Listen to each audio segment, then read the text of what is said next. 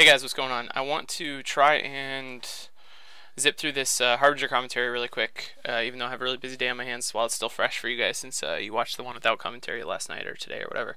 So, okay, before I start, I want to talk about two parts of this that I think are really important. One, I want to talk about how I actually found the fight because I know most of you, that's the hardest thing, and I want to work on focusing on that as much as I can, and I also want to talk about the fit really quick. So, for finding the fight, I want to spend more time on using the map at some point, but basically I found a place on the map in 0-0 where there was a system on its own that showed like 14 people active, and it looked like it was kind of in the middle of nowhere, like kind of unusual for there to be that kind of activity. And at some point I want to show you how I read the map, but when there's that kind of thing going on, when there's like a really centered like a kind of an out of place system with a lot of activity, usually that means there's something specific and unusual going on there, which could be a gate camp. That's sometimes the case, but it could also be something like what I found, like some kind of pos bash or some kind of anchoring of new equipment, something like that. That's one possibility. Whereas usually where I try to go to find fights is where you have kind of a constellation with spread out activity, because that usually means it's more travel based activity or kind of spread around Care Bear activity, and you'll get kind of a better situation usually in those sorts of things. But this was close to the entry I happened to be at, so I went there.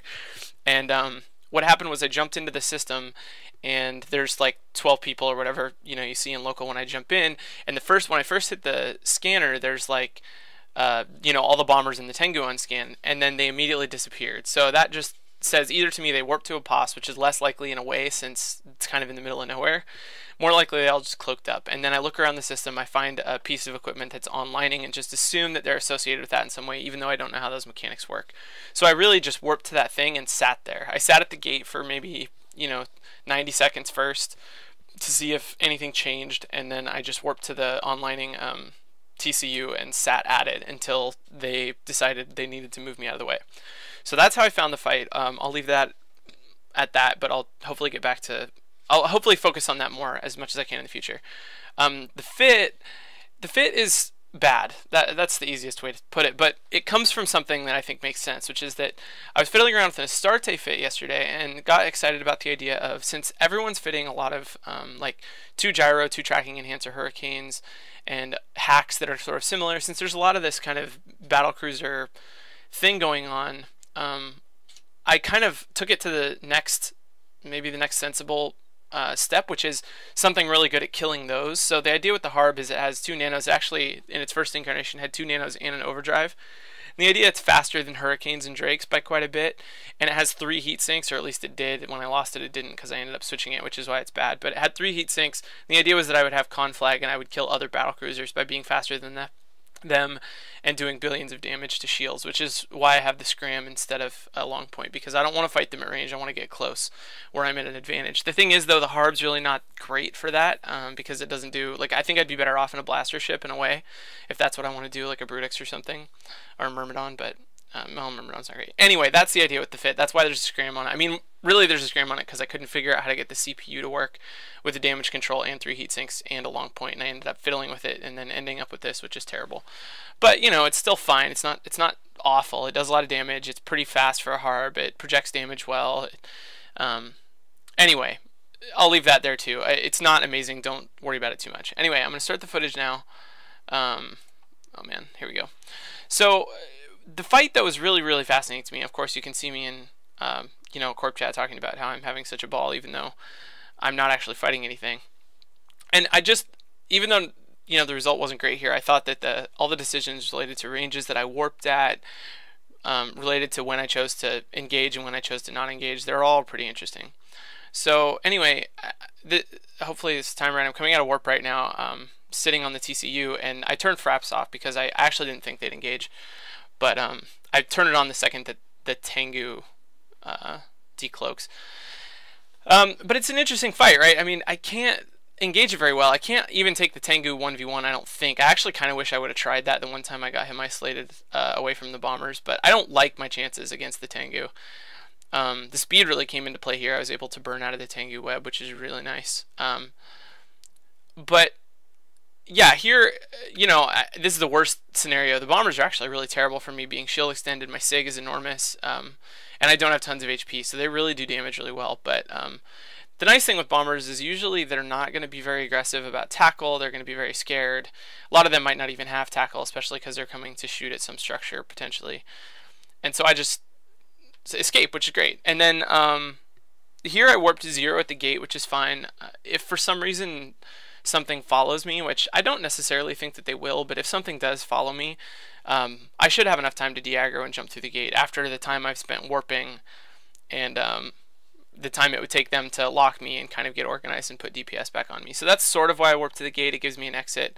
I could warp to anything else at any range and basically give myself an exit as well, but I don't know, it's just what I chose. And then here, I think I warped back at 50, and my idea there is that if the Tengu doesn't follow me, which he did, but if he doesn't, I know the Tengu's at 0 on the beacon, and so I can come back at 50 and be able to reach bombers that were off the beacon, off the TCU. So, you know, the bombers that were furthest from the TCU hopefully will be close-ish to me, and that will get me free of tackle, but give me the opportunity to shoot something if I land close to it. Which I like. I like that plan. I mean, I like the idea that you know, I'm going to come back and I'm not going to be exposed to that web, and likely whatever's closest to me is going to be a bomber, and even if it has a point, I'm going to be able to kill it. But of course, this is the crazy thing about this gang is they're all cloaking. So every time I go back to this TCU, there's nothing there, and I have to wait and, you know, somehow entice something to decloak, which is just weird. I don't know the best way to like explain or deal with that, but it's pretty funny. And then the Tengu warps back, right? And he warps back straight to the TCU, which makes sense because he hasn't got any reason to think I wouldn't warp to 0 at anything yet, except that he should have bombers cloaked on grid there that would know. Maybe they all followed me and cloaked warp to the gate. Now they're all warping back. And here now I'm in a mode where I'm trying to be more careful. Like you know, Tengu starts burning for me. I really can't afford to get webbed again because I'll just die. So I start burning as well. And I'm a lot faster than Tengu. You can see how fast my harb is here. With heat, it's like over 2k, which is pretty sick.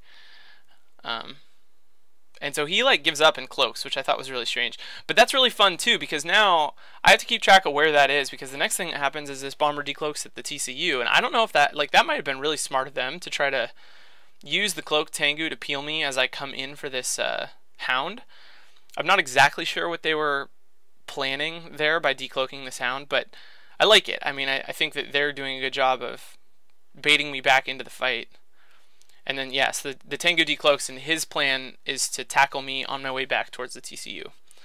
I don't love my piloting here. I mean, the idea is to manual pilot around the side of the Tengu so that I don't get webbed. But I almost wish I would have just, like right now, hit approach on the hound.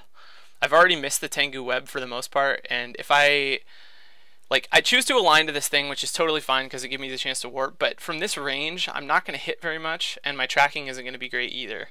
I did do enough damage to force that guy to cloak or warp or whatever. Well, I guess warp because he couldn't cloak while I had him locked. But, yeah, I mean, the damage is fine, I guess, but I'm not going to tackle anything, so they're just going to be able to leave. But that's, you know, it's not terrible. And I give myself, like, it's very safe, which is good. That's the nice thing about not hitting approach there, I guess, is it's very safe. So now I warp to this belt. Very easy for them to see. I choose 100 range. I warped to 50 last time, so I'm just guessing that basically what I'm trying to do every time I warp is avoid the Tengu and get a chance at having something else land close to me. So here, if they pay attention to my last warp and they expect me to warp to 50, the Tengu warps to 50, the bombers are more likely to warp to 70 or 100 so that they're not landing on top of me, but they can still apply DPS. Instead, the Tengu warps to 100, which sort of surprised me. But in a way, I wish right here I would have just scrammed him, loaded con flag, and tried to burn him down. I don't know how that would have worked out. You can see a couple of the bombers warp to 0 on the belt, so it's kind of funny. One nice thing about when you're doing this fast warping is a lot of time it's very difficult for your opponents to communicate effectively about what ranges they're going to. I don't know if you've ever been in a fleet where you're trying to spread ranges at a warp target, you know, like someone warps to a planet and everyone says, oh, I'm going at 70, oh, I'm going at 10. There's no organization there, and a lot of times it's very easy to take advantage of. So then I land, then I warp back to 0, again hoping there's going to be a bomber there, and then hoping that the Tengu will immediately follow me and warp to 100, because that's what I had just warped to, and that's exactly what he does. He warps instantly. What's funny is he could wait and let one of the cloaked bombers see what range I warped to and then warp to that. So it's a little sloppy of him. Here's my biggest mistake in the fight, though. So I started to burn off because if the Tengu did warp to 0, I didn't want to get webbed again. But then when the bombers decloak, I turn around and I actually manually pilot. I don't even hit approach. I just turn around and kind of start flying back towards that belt. And it ended up working out really badly because here I make it so that I'm going to miss a lot. I missed my first volley, I think, on this guy. Yeah, there's a missed volley. I think I hit the second volley and then missed the third volley. And the second volley is like a glancing or whatever. If I would have just hit approach on him, or even what I should have done is just turned my micro warp off and loaded Scorch. I could have stayed aligned to the gate and, you know, maybe picked something off and then warped. As it turns out, it's fine. I killed the Purifier, and right here, this is the heartbreaking part. If I hit one more volley here, or if I get one more volley off before I die, I kill this guy in warp. He did have a point on me. Someone in the thread said he didn't, but he did. You could see I was spamming warp right before I died. And if he goes down before me, he was the only point, and then I warp off. And then I can keep engaging. I let my shields recharge a bit, and I can go back and try to keep whittling them down. And that's really the big thing I wanted to take, or the big reason that fight is so fun for me is it's very unique. Like, it's very rare to fight a gang where everything cloaks and there's no real like tacklers. It's just very bizarre in terms of the ships on each side.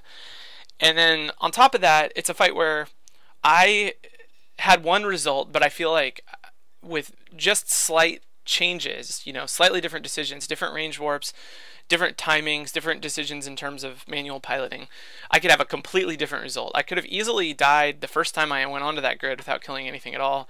And I think also very easily I could have killed 3 or 4 bombers over the course of that engagement if I'd have done things perfectly. And I love feeling like there's room there to improve, and also that I could have done worse. That's just a nice feeling, you know, to have flexibility for the engagement to look a lot different depending on your decision. So anyway, you know, all that said, it wasn't too great of an engagement results-wise, but I'm glad you guys found it interesting. And in terms of the quality of the video, I do just have an issue with, I don't think the image at the start is having any influence on it, but YouTube wants to render out at certain resolutions, and my game resolution doesn't fit that very well. But this one looked fine at 16 by 1050. The 1080p one looks fine, so I'll probably just leave it like that for now.